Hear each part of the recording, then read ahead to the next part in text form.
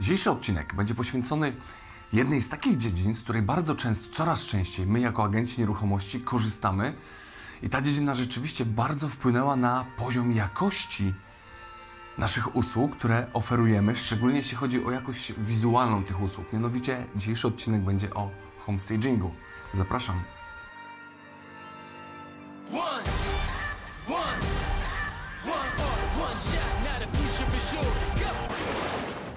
Homestaging jest to poprawienie wizerunku danego lokalu, danego mieszkania, danego domu w różnych możliwych sposobach.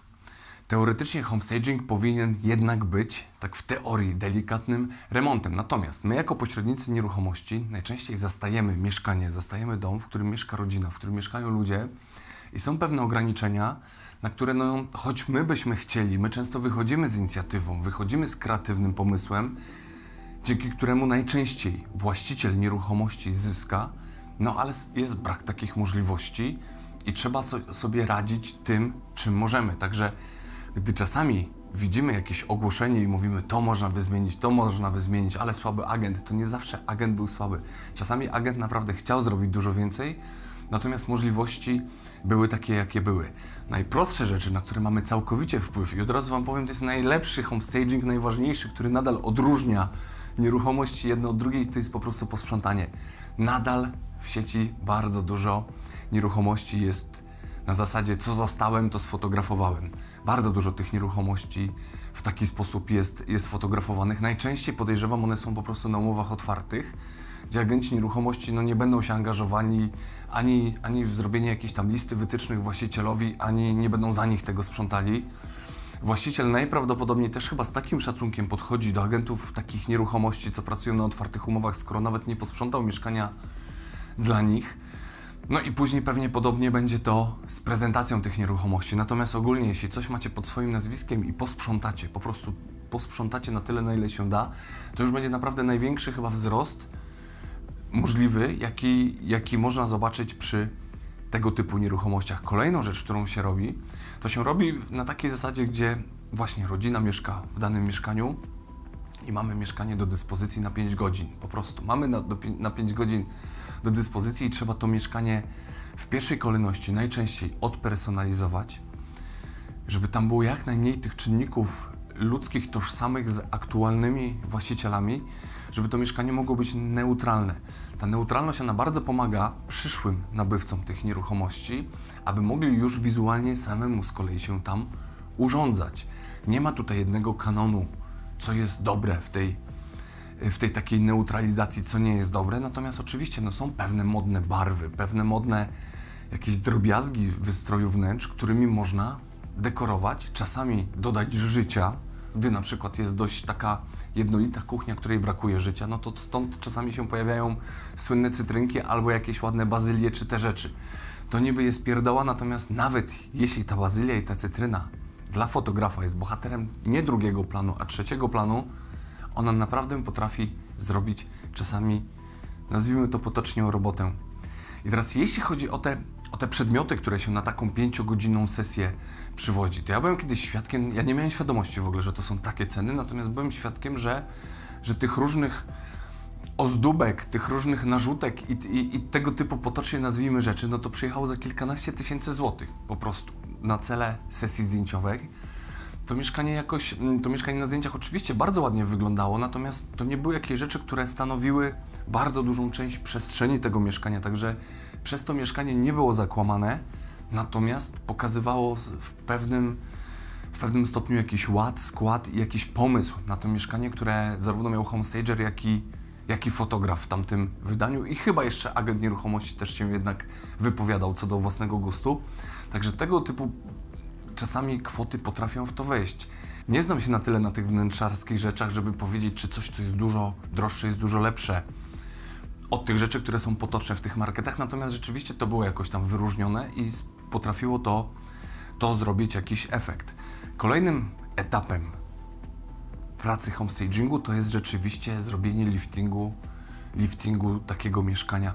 To nie chodzi o generalny remont, to chodzi właśnie o wizualne rzeczy, o lifting. Czasami wyrzucenie starej kanapy, kupienie nawet używanej na OLX-ie, która nie musi być droga, przemalowanie ścian, zmienienie kilku lamp. To czasami przy takim mieszkaniu 60-metrowym to naprawdę w koszcie 10 000 można zrobić no, do góry nogami takie mieszkanie można wywrócić, jeśli się oczywiście ma na to pomysł. I dzięki tej inwestycji 10 000 można czasami w niektórych miastach wziąć o 40-50 000 więcej. Czasami fliperzy tylko takie rzeczy robią, nie bawią się w generalny remont i w przestawianie ścian, tylko jeśli mają w miarę fajny, sensowny rozkład pomieszczeń, to dokładnie robią coś takiego i zarabiają całkiem fajne pieniądze, więc tutaj czasami agent nieruchomości też jest w stanie właścicielowi doradzić, żeby on zarobił właśnie na takim liftingu, tylko musi mieć na to możliwość, musi mieć na to środki, musi mieć na to czas. Ale zdarzają się jak najbardziej takie usługi i one według mnie są najbardziej zbliżone do takiego porządnego homestagingu. Dlaczego te wszystkie rzeczy tylko przyjeżdżają często na zdjęcia?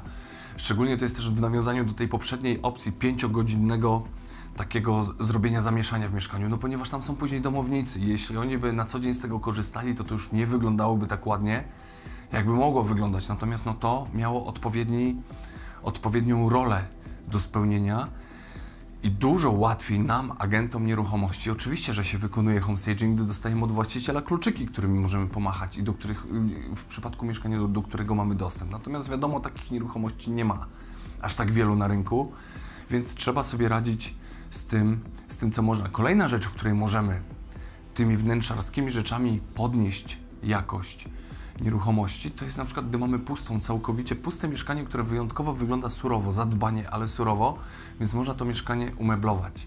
Można je umeblować na stałe, można je też umeblować tymczasowo do sesji zdjęciowej, można je także umeblować do sesji zdjęciowej oraz na czas prezentacji. Tutaj już są różne warianty skorzystania z tych mebli. Myślę, że gdyby była taka możliwość, najlepiej umeblować na stałe, tylko że oczywiście wtedy się znak zapytania często u aktualnych właścicieli włącza. Nie będę meblował, ponieważ nowy właściciel sobie po swojemu umebluje i rzeczywiście bardzo często tak jest, tylko są niektóre z takim rozkładem nieruchomości, o takim charakterze, że po prostu one puste wyglądają wyjątkowo niekorzystnie. Niektóre nieruchomości, szczególnie te widne, puste wyglądają bardzo fajnie i rzeczywiście momentami lepiej się takie prezentują niż byłyby wyposażone w jakieś meble. Natomiast tego typu nieruchomości raczej w troszkę starszych architekturach, w starszych budynkach jednak się zdarzają i wtedy rzeczywiście z tych mebli warto skorzystać. Myślę, że jeśli jest taka możliwość, to jak już ktoś wnosi te meble, to dobrze, żeby te meble też były podczas prezentacji. Tam można oczywiście wyraźnie powiedzieć oglądającym, że one nie są przedmiotem oferty, można je być może ewentualnie dokupić, wykupić, natomiast tu oglądamy samo mieszkanie. Testowałem takie rzeczy i rzeczywiście naprawdę podnosiło to skuteczność i atrakcyjność nieruchomości, natomiast od razu powiem, w diametralny sposób podnosiło koszty, jakie trzeba było podnieść, więc na zwykłej, takiej normalnej rynkowej prowizji nie do końca po prostu budżetu wystarczało na to, żeby to zrobić. I jeśli właściciel był nakierowany rozmową z agencjami innymi, które przychodziły i tylko smartfonem chciały zrobić zdjęcia, a my nagle stwierdziliśmy, że może Pan zarobić dużo więcej, ale będzie większa prowizja, jeśli ktoś nie mógł przełknąć tego przez gardło, no to trzeba było sobie radzić z tym, co mieliśmy i z tym, co jest. I tak też to czasami wygląda. Także takie mniej więcej są najczęstsze czynności, jakie wykonujemy w przypadku homestagingu.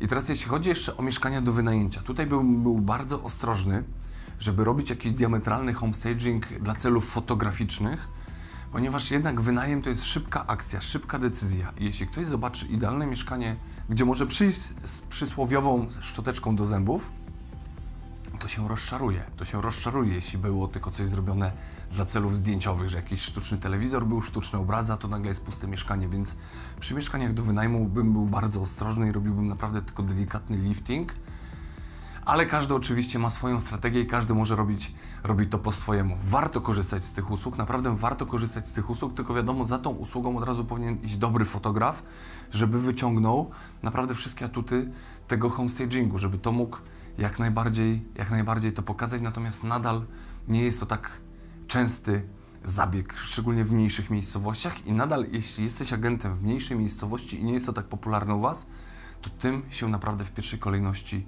można wyróżnić. Tylko rzeczywiście, no tutaj najczęściej musi być współpraca na zasadzie wyłączności, no bo nie będziesz angażował swojego czasu, swoich pieniędzy bardzo często i swoich pomysłów na coś w stosunku do kogoś, kto tobie nie ufa, albo komuś, kto nie chce tobie zaufać, tylko chce, żeby wszyscy tutaj robili jakiś wyścig.